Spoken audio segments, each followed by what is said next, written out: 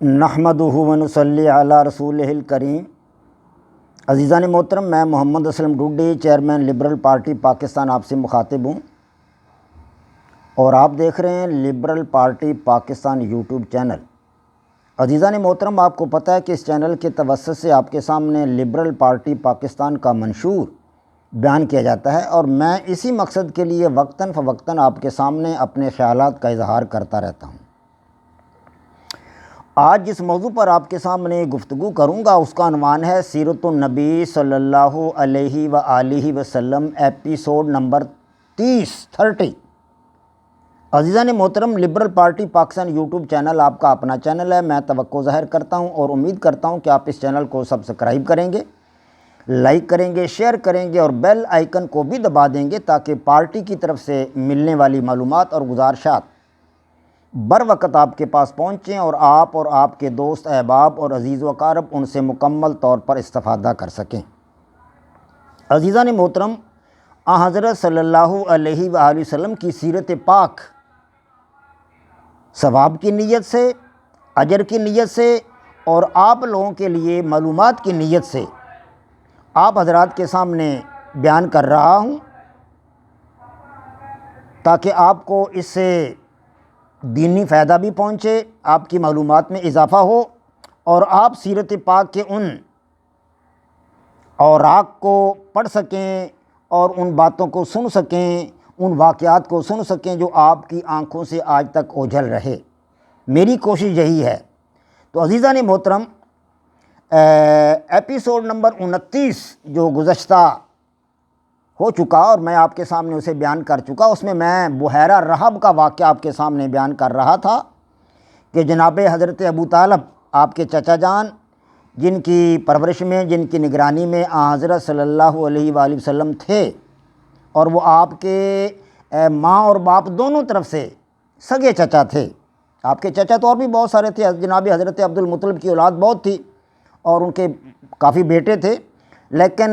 جناب حضرت عبداللہ، آپ کے والد ماجد، اور جناب ابو طالب، آپ کے چچا جان، یہ ماں اور باپ دونوں سے سگے بھائی تھے۔ تو اس طرح آپ صلی اللہ علیہ وسلم کی پرورش کا ذمہ بھی ابو طالب پر ہی عائد ہوتا تھا، تو انہی کے پاس تھے آپ، وہی آپ کی پرورش کر رہے تھے۔ تو ابو طالب جو تھے وہ تجارت کرتے تھے، شام کی طرف وہ اکثر و بیشتر آتے تھے تجارت کی غرض سے، تو اس وقت جب وہ آئے تو حضرت صلی اللہ علیہ وسلم بھی ان کے ساتھ ہو لیے۔ تو گزشتہ میں نے بحیرہ رحب کا واقعہ آپ کے سامنے رکھا ہے، بیان کیا ہے مختصر سا۔ تو اب اس کا اگلا حصہ آپ کے سامنے رکھتا ہوں کہ جب لوگ ادھر ادھر چلے گئے، جن کی دعوت کی تھی بحیرہ رحب نے، قافلے والوں کی دعوت کی تھی سب کی کہ میرے پاس آؤ کھانا کھاؤ، اس سے پہلے تو اس نے کبھی ان کی دعوت نہیں کی تھی، کیونکہ اس نے حضرت صلی اللہ علیہ وسلم کو دیکھ لیا تھا۔ جب یہ قافلہ اونچی جگہ پر آ رہا تھا اور سامنے آ رہا تو اس کے جو تھا کلیسا کے سامنے سے آ رہا تھا، تو اس نے کلیسا کی چھت پر سے دیکھا کہ بالکل درمیان میں ایک بچہ آ رہا ہے جس کے اوپر بادل نے سایہ کو کیا ہوا، تو وہ بڑا حیران ہوا، اور اس نے وہ آثار پا لیے جو نبوت، حضرت صلی اللہ علیہ وسلم کے اندر نبوت کے آثار جو تھے وہ اس نے ان کو سمجھ لیا تھا۔ تو اس نے اسی لیے دعوت کی تھی کہ میں اس بچے کو دیکھوں، سمجھوں اور اس سے پوچھوں۔ تو جب دعوت کھا کر لوگ ادھر ادھر ہونے لگے تو بحیرہ آپ صلی اللہ علیہ وسلم کے قریب آ گیا، اور قریب آ کر اس نے پوچھا کہ اے لڑکے، تجھے لات و عزیٰ کی قسم ہے کہ میں باتیں تم سے کچھ پوچھوں گا اور امید کرتا ہوں کہ تم مجھے ان کا جواب دو گے؟ تو حضرت صلی اللہ علیہ وسلم نے فرمایا کہ مجھے لات و عزیٰ کی قسم نہ دو، ہاں جی، لات و عزیٰ کی قسم مجھے نہ دو، مجھے ان سے شدید قسم کی جو ہے وہ نفرت ہے۔ ہاں، میں ان کے بارے میں، لات و عزیٰ کے بارے میں مجھے قسم نہ دو، میں ان سے شدید نفرت کرتا ہوں اور شدید بغض ہے میرے اندر لات و عزیٰ کے بارے میں۔ اور یہ اس نے، بحیرہ نے کیوں یہ قسم دی؟ بحیرہ نے یہ قسم اس لیے دی تھی کہ اس نے ابو طالب اور اس کے قافلے کے لوگوں سے لات و عزیٰ کے بارے میں سنا تھا، اور انہیں لات و عزیٰ کی قسم اٹھاتے بھی سنا تھا بحیرہ نے، اس لیے اس نے یہ کہا کہ یہ بچہ بھی لات و عزیٰ سے واقف ہوگا، لات و عزیٰ کی قسم اٹھاتا ہوگا یا اس کو ناپسند نہیں کرے گا، لیکن حضرت صلی اللہ علیہ وسلم نے فرمایا کہ مجھے لات و عزیٰ کی قسم نہ دو، مجھے لات و عزیٰ سے سخت بغض ہے۔ تو پھر بحیرہ نے کہا اللہ کی قسم دے کر کہتا ہوں کہ میں تجھ سے جو کچھ پوچھوں گا وہ مجھے تم نے بتانا ہے وہ مجھے بتاتے جانا۔ تو حضرت صلی اللہ علیہ وسلم نے فرمایا ٹھیک ہے، پوچھو، آپ جو پوچھنا چاہتے ہو، جو تمہیں مناسب لگے وہ باتیں مجھ سے پوچھو۔ تو پھر بحیرہ نے آپ صلی اللہ علیہ وسلم سے خواب کی حقیقت کے بارے میں پوچھا کہ خواب کیا ہے، اس کی حقیقت کیا ہے، اور حیات کے بارے میں بھی علم حاصل کیا۔ حیات یعنی عام حالات جو ہیں، انسان کی زندگی جو ہے اس کے بارے میں پوچھا کہ انسانوں کی زندگی جو ہے وہ کیا ہے، کیسے ہے، اور زندگی کیا ہے، حیات کیا ہے، اور یہ کس طرح وجود میں آتی ہے اور کیسے ختم ہوتی ہے، اس کا نتیجہ کیا ہوگا، اس بارے میں اس نے سوالات کیے۔ اور انسانوں کے باہمی معاملات کے بارے میں اس نے سوالات کیے کہ کس طرح ایک دوسرے کے ساتھ ہمیں معاملہ کرنا چاہیے۔ یعنی اس قسم کے وہ ایسے سوالات جو نوجوانوں سے، بڑے لوگوں سے کیے جاتے ہیں، وہ اس بارے میں سوالات کرتا رہا بحیرہ۔ تو آپ صلی اللہ علیہ وسلم نے اس کی تمام باتوں کا اس کو جواب دیا، اور اس نے اندازہ لگا لیا، اور اس نے نبوت کی جو صفات اپنی کتاب میں پڑھی ہوئی تھیں ویسی صفات اس نے اس لڑکے میں یعنی کہ حضرت صلی اللہ علیہ وسلم میں پائیں، اور وہ سمجھ گیا کہ بلا شبہ یہ نبی ہے۔ پھر وہ آپ کے اور قریب ہوا، اور اس نے آپ کی قمیض مبارک کا پچھلا حصہ جو تھا آپ کی پشت مبارک سے اٹھا کر دیکھا۔ وہ اصل میں مور نبوت دیکھنا چاہتا تھا، تو اس نے جب پشت سے وہ قمیض اٹھا کر دیکھی تو مور نبوت کو اس نے دیکھ لیا۔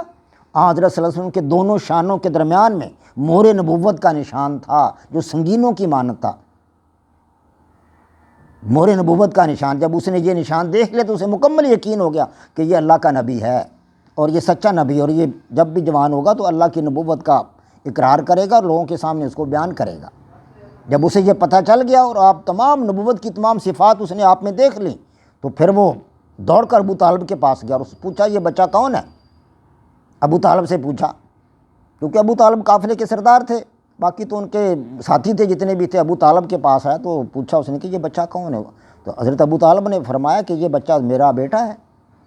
انہوں نے کہا جی میں تو نہیں سمجھ سکتا کہ یہ آپ کا بیٹا ہے، اس کا تو باپ نہیں ہونا چاہیے۔ تو حضرت ابو طالب نے فرمایا کہ یہ میرا بھتیجا ہے۔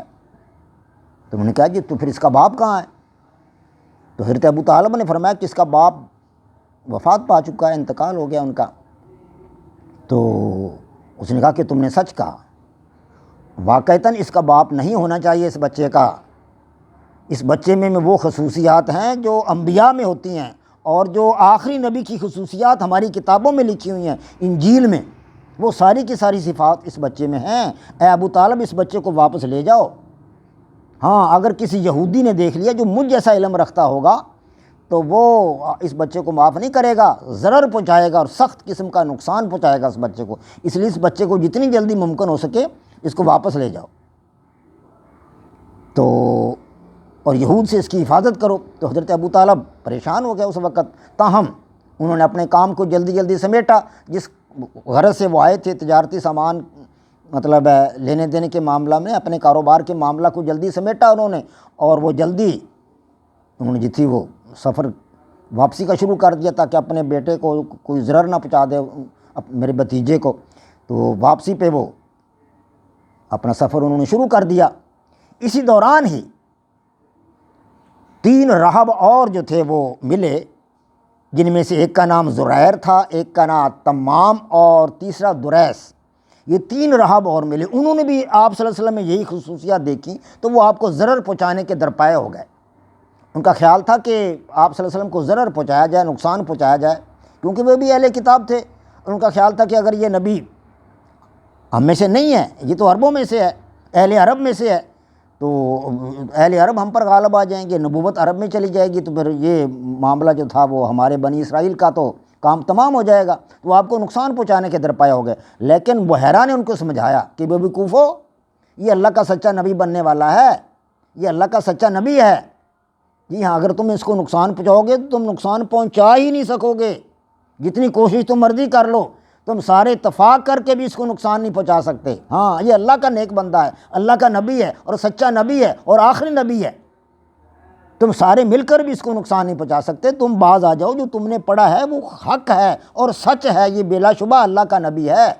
تم باز آ جاؤ ایسی باتوں سے۔ اور تم نے جو چیزیں پڑھ رہی ہیں تمہیں ان کا ادراک ہے، تمہیں ان کا پتہ ہے، تمہیں ان حقیقت کو تم جانتے اور میں بھی جانتا ہوں، اس لیے تم اس سے باز آ جاؤ۔ تو وہ لوگ بحیرہ رہب کے کہنے پر بعد رہے، انہوں نے کچھ نہیں کیا، اور آپ صلی اللہ علیہ وسلم اپنے چچا جان جناب حضرت ابو طالب کے ساتھ پھر واپس مکہ تشریف لے آئے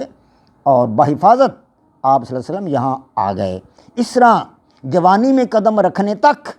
اللہ تبارک و تعالیٰ نے اس طرح آپ صلی اللہ علیہ وسلم کو اپنی اللہ تبارک و تعالیٰ نے آپ صلی اللہ علیہ وسلم کو اس طرح اپنی حفاظت میں رکھا، اور اس طرح آپ جو ہے اللہ تبارک و تعالیٰ کی نگرانی میں حفاظت میں جوان ہوئے۔ وما علینا الا البلاغ۔ پاک فوج زندہ باد، پاکستان پائندہ باد۔